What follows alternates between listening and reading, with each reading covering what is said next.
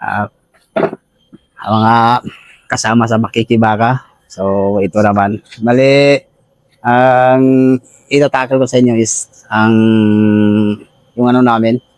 Ako kasi bilang isang Muslim sa tribong Maguindanaon, ah hindi ganoon kadali, hindi ganoon kadali para sa amin na makihalubilo sa makihalubilo sa lalo na sa mga activities na yung gaya ng parte-parte sa yung gaya ng December, yung mga parte na related sa mga religious parties. Kasi sa amin kasi, sa amin na mga Muslim, may mga parte na talagang bawal sa amin. Kumbaga, prohibited sa amin yun na bawal sa relihiyon namin. So, maliban doon, sa pagkain din, na minsan, nagiging mitsa ng yung bang hindi pagkakaintindihan ng mga, yung hindi pagkakaintindihan ng mga tropa, lalo pat magkaiba ang relihiyon. Like example sa akin, bilang isang Muslim na mula sa tribong Maguindanaon at saka sa mga nakasama ko na mga Christian na andyan, mga gaya ng mga Katoliko, mga Seventh-day Adventist, mga iglesia na mga relihiyon. Dito kasi sa unit namin, halo-halo yung relihiyon dito. So, para sa akin kasi, although hindi ganun kadali, pero nakakapag-adjust ako.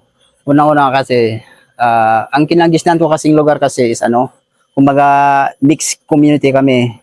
Kumbaga naghalo yung Muslim doon at saka mga Christian community. Kaya nung pumasok ako sa serbisyo, hindi ganun hindi ganun kahirap na makapag-adjust ako kasi unang-una lumaki ako sa lugar na mix yung tao, Muslim Christian na nagkakahalubilo kasi doon din sa amin kasi maganda naman yung samahan ng mga Christian at saka Muslim doon. Parang sa bagay, noong unang panahon, may mga kunting hindi pagkakaintindihan, pero habang tumatagal is nagiging maganda yung komunikasyon namin.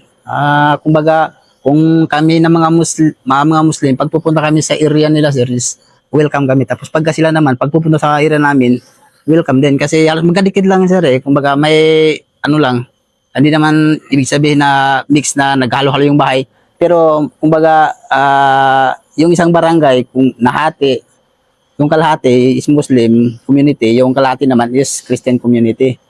Kaya siguro marami kaming mula nung nag-aaral kami. Tapos yung school na pinapasokan namin is almost Christian din yung majority. Kaya kumbaga nagiging malawak din yung namin, yung kaisipan namin sa mga nagiging karanasan namin na makihalubilo sa mga Christian community. So, bilang sundalo,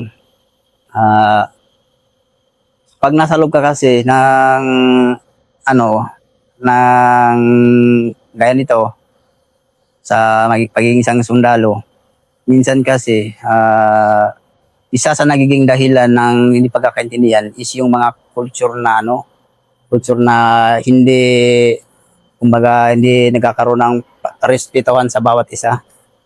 So, ang pinaka lang na nakita ko dito sa unit ko is thankful naman ako kasi sa mga nakasama ko, sa mga officer ko is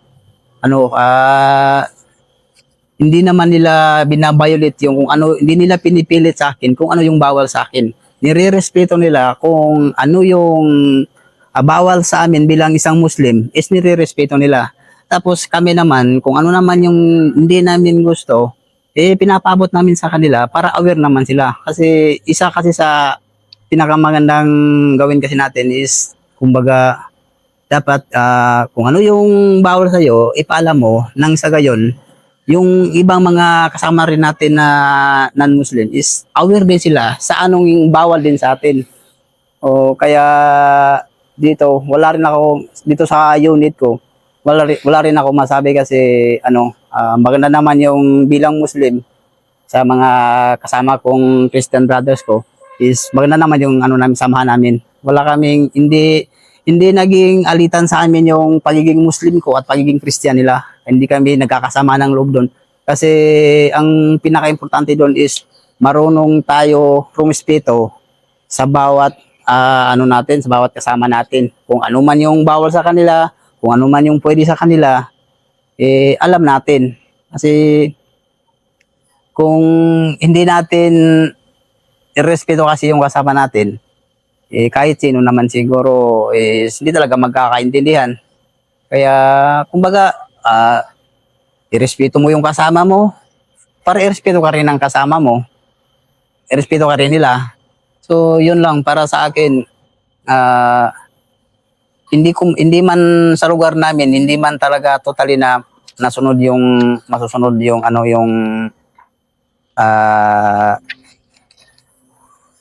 yung kumbaga nakasanayan ng mga iba kasi yung purely Muslim sir na komunidad kaysa sa yung mga mix.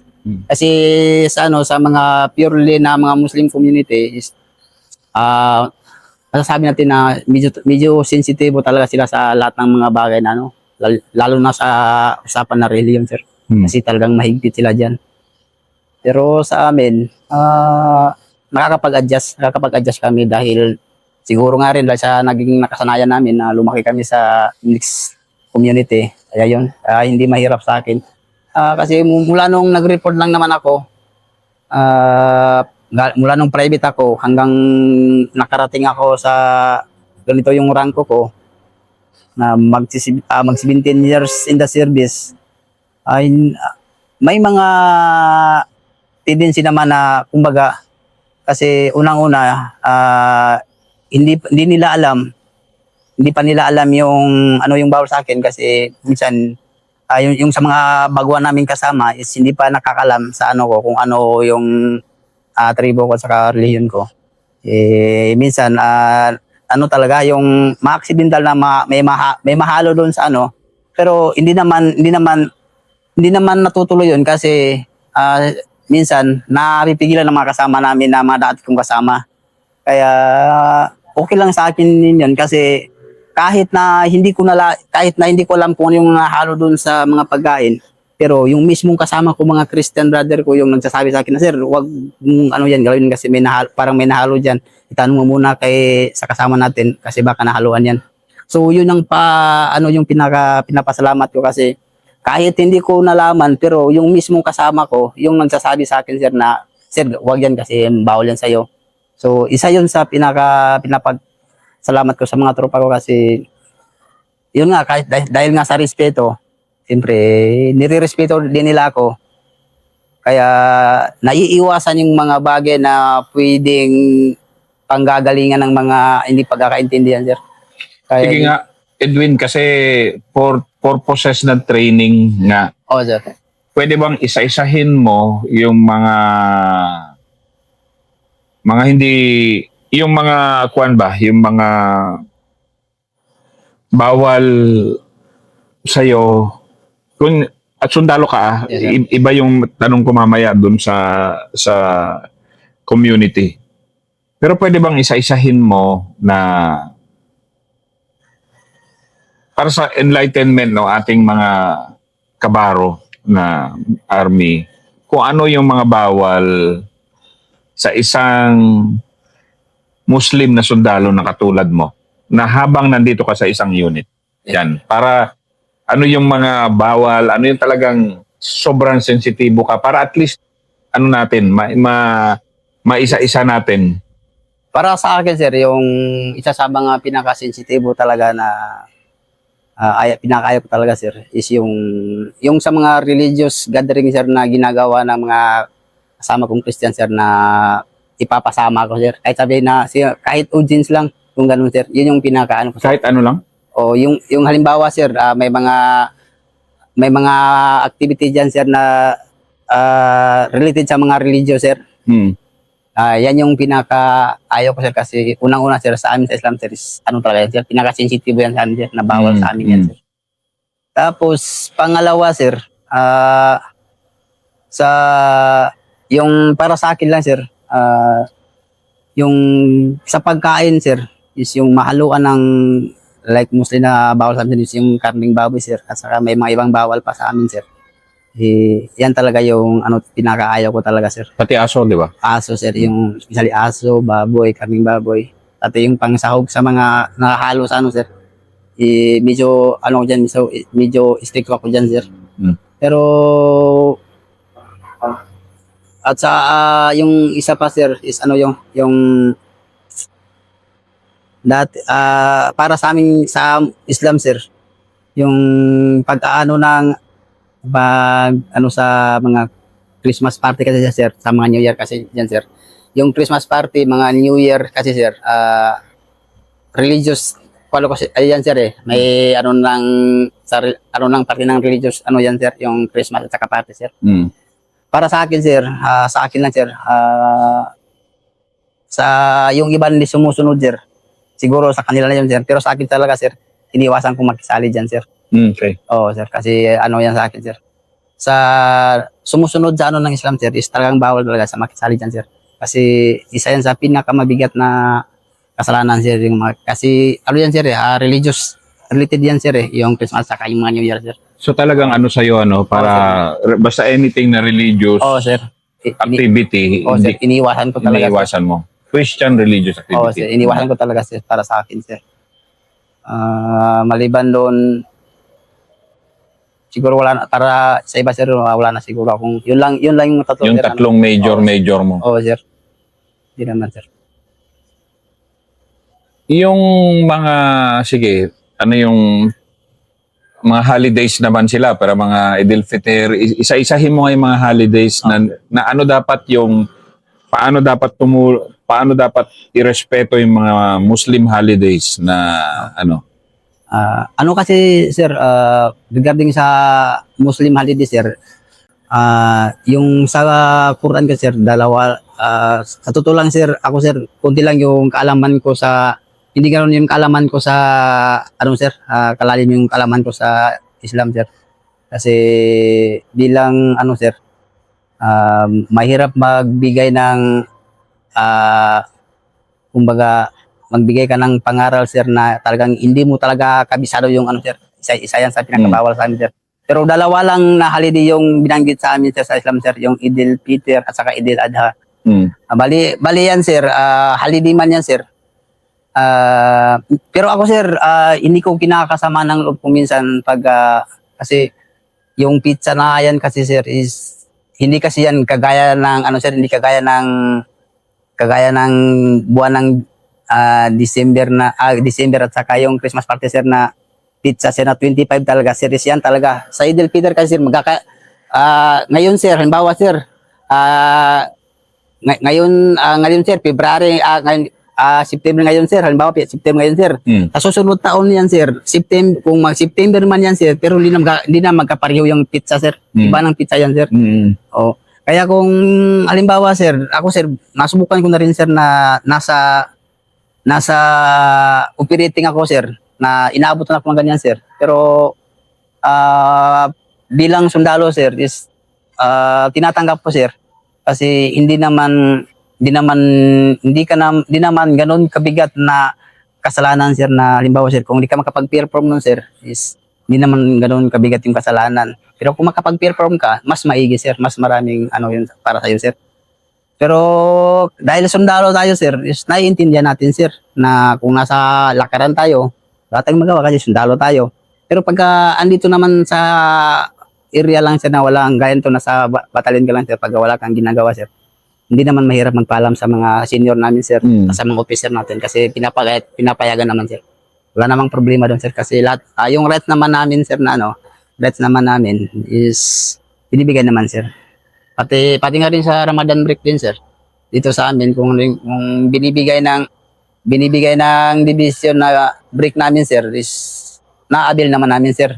Kung minsan nagkakataon lang na bababa yung Ramadan break, halimbawa nasa area ka na kailangan talaga na is kung hindi ka man makababa, wala namang problema sir kasi pag makababa ka, binibigay naman sa yung privilege mo sir. Yun nga lang, kung hindi man lang nataon talaga doon sa araw na binigay sa'yo, is para sa akin sir, inintindi ko yun sir kasi bilang sundalo sir, tanggap natin yun sir kasi alam natin yung pinasukan natin sir na ganun talaga yung trabaho natin. Hindi sa lahat ng panahon na kailangan tayo mapupuntahan natin sir.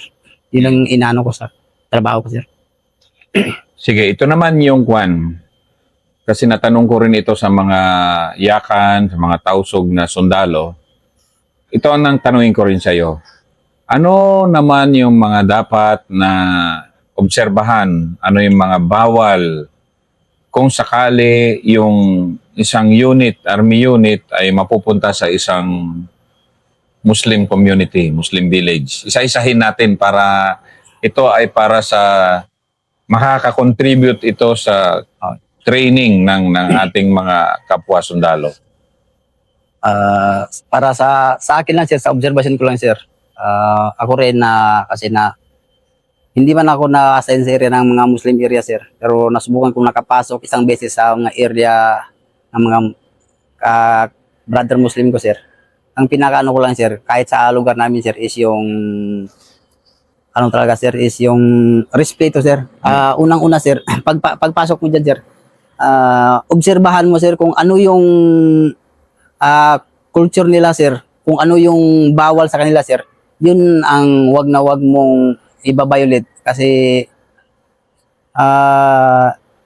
hindi yan sila magagalit sa iyo sir. Para sa example ko lang sa lugar namin sir. Sa lugar namin sir, kung papasok ka doon sir, masabi kong palakaibigan yung tao doon sir, mga Muslim sir. Walang pinipili doon sir, sundalo, ma-Christian ka man, okay yung tanggap nila yung doon sir, lahat na pupunta doon. Walang kumbaga yung sinabi na yan kasi mga Christian yan yung sir na wala yun doon sa amin sir. Pero yun nga lang sir, may mga iba kasi sir na pagpapasok yung mga bawal talaga sir na halimbawa sa mga sa mga Muslim, halimbawa example natin, may mga lugar na sensitibo sila sa yung lalapit yung lalaki sa mga babae sir, na lalo pat makikipag-usap na sila lang dalawa. Yan yung isa sa iiwasan sir. Saka yung sa mga religious practice nila na huwag mabiolate sir kasi isa yan sa pinaka madaling ikakagalit sa mga Muslim community. Yun yung tinatanong ko sa iyo. Ano yung mga madaling ikagalit na ano yung kinakagalit talaga? Unang-una sir is yung babastusin mo yung relihiyon nila sir, yung pananampalataya nila sir. Yan yung bastusin mo na lahat. Pero wag mong pakialaman yung religious nila sir, belief ng Islam sir kasi pag yan ang binastos mo sir, 100% sir magkakagulo kayo sir. Wag na wag mo lang babastusin yan kasi yan yung pinagkaugatan ng gulo sir. Pag yan ang mababastos sir. Sa iba naman, ang kumuna naman is yung sa mga kababaihan, yun lang. Pero yun yung pinaka mabigat na talaga sir na dapat iwasan is yung mabastos mo yung belief ng sir sa Islam sir, sa Islamic belief sir na dapat talaga iwasan ng tropa. Kasi para sa akin lang, sa pagkakaintindi ko lang is yun yung nakikita ko na pinaka mabigat na nakikita ko sir. Maliban doon sir, parang hindi gaano. Sa Magindanaoan society, pwede mo bang ikwento yung sa isang barangay na purely Magindanaoan na? Yes, Pwede mo ikwento kung sino-sino yung klase ng tao doon, di ba? May ustads ka, may gano'n. Para at least alam din ng normal na sundalo kung sino yung puntahan, respetuhin. Oo sir. Bali ganito yan sir. Halimbawa sir, kahit doon din sa amin sir, meron din ganun sir, hindi ko lang naikwento sir. Bali sa Muslim community sir, mostly kasi yun sir, may tinatawag silang dyan sir, yung kumbaga, pag may kailangan ka, Yung kadalasan sir, yung mga matatanda kasi doon sir, ang tinatawag nila dyan is kamal kasi yung tawag nila sir. Ano? Kamal. Kamal. Sa Maguindanao sir, na termino, kamal yung tawag Kamal. nila sir. Oo sir. Mag-isang tao lang yun, O, isang tao lang yan sir. Kumbaga, siya yung tinalaga dyan sir na kumbaga lookout niya yung lahat ng kabarangay niya sir. Hindi siya religious o kadalasan religious din siya? Depende sir, may iba na hindi naman religious sir, may iba na religious din sir. Yung magkakaiba yan sir, hindi yan magkakapareho sir. At hindi siya hindi siya kailangan yung barangay captain, di ba? Iba, Oo sir, iba pa rin yun. Captain sir. Oo sir. Sige. Ilatag Iba mo yun, nga para ano. Bali, yung tinatawag nilang kamal dyan sir, halimbawa sir, pag may mga kaso-kaso, siya yung mag-settle dyan. Siya yung mag-settle dyan. Pero usually sir, may ano naman dyan sir, may gaya ng isang barangay sir. May ano kasi dyan sir, may commander din dyan sir na may hawak ng mga barangay na dyan sir eh. Doon sa amin sir, sa amin sir is Iminilip community sir. May commander ng Iminilip dyan sir na siya ang magtatalaga. Halimbawa, itong barangay nito, siya ang magtatalaga ng kamal dyan na kumbaga siya yung mamamalakad sa mga nasasakupan niya doon sa isang barangay na yun sir. So yung commander yung nagtatalaga ng kamal. Oo sir, siya yung nagtatalaga sir kung sinong ilalagay niya doon sir. Bali siya yung lookout nung ano sir, nung isang barangay sir na halimbawa kung may mga gulo, siya yung magsisettle doon. Lahat ng dapat isettle na mga gulo, doon dadalhin. Sila yung magsisettle doon sir. Oh. Tapos pag hindi kaya doon sa level ng barangay sir, sa kanila iaakit sa taas. Para doon naman sa taas naman i-settle kung ano yung di kayang nasa baba. Bali ganun yun, sir. So yan si Kamal. Oo, sir. Si ulama, ano siya? Ang ulama, sir, naman is sila naman yung mga ulama na nagpapalaganap ng Islam, sir. Sila yung makikita mo sa mga nagdadawa, sir, yung makikita mo minsan sa mga daan na yung nagpapaabot ng ano sir, yung ano ng Islam sir, kung ano yung Islam. Yan tinatawag na mga ulama sir. At saka mga ustads si Kamal, halos sila yung nagpapaabot sa reliyong Islam sir sa mga tao sir na nagpapalaganap sir. Yung ustads naman sir, ang kalimitan na ustads na tawag doon sa amin sir, ang ginagawa nila sir, sila yung nagtuturo naman sa mga madrasa sir. Yung mga Islamic, sir, yung mga Islamic school sir na nagtuturo sa mga bata sir. So sinong mas mataas, si ustads o si ulama? Ano yan sir? Sa akin kasi sir, mahirap pong masagot yan sir kasi kumbaga sir, wala akong karapatan na maghatol dyan sir kasi una-una sir, hindi ganoon yung kalaki yung kaalaman ko sir. Pero ano yan sir? Halos magkaparehas lang yan sir eh. Kasi si Ustad sir, siya yung nagtuturo sa mga bata, samantalang si ulama, siya yung nagpapalaganap as a whole sir. O, kung makikita mo sa mga Facebook sir, siya yung nagla-live na nagtuturo, nagpapaabot kung ano, nag-explain kung ano yung Islam sa mga ano sir, sa mga community. Yan yung ulama sir. Tapos si Ustad naman sir, nasa school sila sir, na nagtuturo sa mga bata na nag-aaral sir. Bali ganun yun sir. Okay. Ano pa? Sino pa yung mga importanteng tao, yung pinakamatanda? Ano ba yan? Kahit ano naman sir, yung Kamal kasi sir, hindi ibig sabihin na Kamal sir is matanda na yan sir. Kumbaga dyan sir, kung sinong italaga ng commander sir, na Kamal dyan sir, is siya yung uupo doon sir. Pero hindi pa rin sinasantabi sir, yung mga matatanda sir. Na halimbawa sir, yung Kamal sir, pagka ano sir, kumbaga may mga problema na i-settle, minsan pumupunta yan sa mga matatanda, nagtatanong din doon. Kasi kahit na Kamal yan sir, kung may mga matatanda naman, hindi naman inalis yung respeto doon sa matatanda na nandun sa community sir. Kaya malaki din yung papel ng ano sir, papel ng matatanda kasi sila rin yung sila rin yung kagapi ng Kamal sir na nagbabawal sa kung ano yung bawal na gagawin doon sir. Ganun yun sir. Yung nanay na Muslim, ano naman yung, 'di ba, father and mother sa isang Yes, sir. pamilya, ano naman yung mga kailangan mong ipakitang respeto sa kanila kung nandyan ka sa Hindi naman ganoon sa mga magulang sir. mga magulang? Oo sir. Ano lang sir, ano lang sir, makisama lang sir, at saka respeto lang sa bawat isa sir. Hindi naman ganoon ka-stricto yan sa ano sir, sa mga magulang. Basta wag mo lang din ano sir, yung ang kadalasan na ano is yung sa mga anak nilang babae. Yun ang pinakasensitibo Yun ang sila. sensitive sa kanila sir, sa mga magulang, yung anak nilang mga babae. Ganun. 17 years ka na dito sa serbisyo, and Yes, sir. ang tindi ng mga accomplishment mo ba na yung nga, 2 wounded ka na. Yes sir. Pero mukhang malakas yung dala-dala at mukhang hindi lumulusot. Hindi lumulusot sa katawan. Pero anong kaligayahan mo ngayon na nagsilbi ka at nagsisilbi ka rito sa Philippine Army? Para sa akin sir, kasi mula nung pumasok ako sir, sa mga napagdaanan kong mga encounter at saka sa mga pagka-wounded ko sir, ako sir, sa mga kasama ko na may daladalang mga anting-anting, paniniwala nila yun sir. Kasi sa Islam kasi sir, yung anting-anting sir.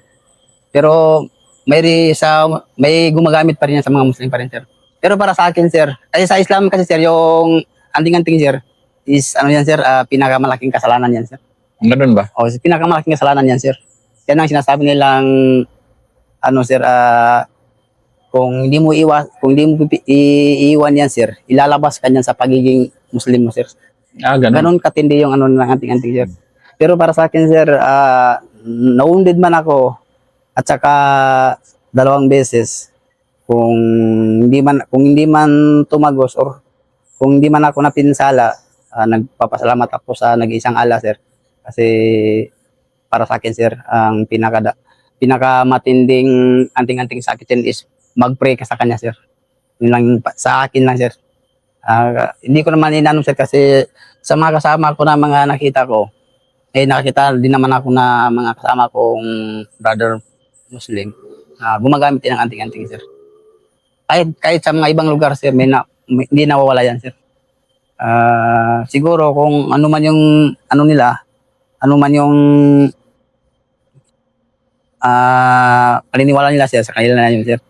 At saka para sa akin naman sir, kung ano man yung pinakamagandang naano ko dito sa pagiging serbisyo ko, unang-una is ano sir, nagpapasalamat ako kasi nagkaroon ako ng stable na trabaho sir. Saka sa pamilya ko na sa mga anak ko na nabigyan ko ng napapag-aral ko dahil sa trabaho ko. Yun ang napakalaking pinapasalamat ko sir. Kasi sa amin ng mga Muslim sir is parang dito sa armed forces sir, parang hindi ko alam sir kung ilang porsyento lang yung Muslim na kasapin ng AP sir eh. Parang kukunti lang kami sir. Parang dito lang ata marami sa ano.